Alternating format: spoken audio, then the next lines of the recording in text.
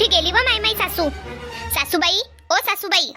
काय व भवाने, आलीस का बंदाईचे घर पुंजून? उठली की चालली फक्त हिंडायले? अव सासूबाई, मी गोष्ट तर ऐका. काय ऐकू ती गोष्ट? उठली सुटली की चालली नखरा करून बाहेर. काय तो नखरा करते, काय ते बोलते, तुला शरम नाही लागत काय व भवाने?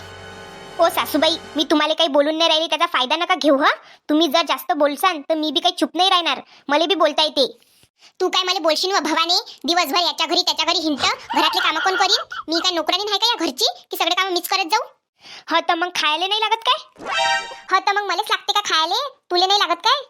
तर मग करतो म्हटलं ना स्वयंपाक. तुम्हालाच तर सगळ्या गावाची घाई असते लवकर स्वयंपाक करायची. हाव, तर मग काय आता तू वाट पाहत जाऊ की आता बाई सगळं घर पुंजून येईन मग स्वयंपाक करीन? तुझ्या भरोशावर राहिलं तर बस, तू तर आम्हाला उपाशीच मारशील.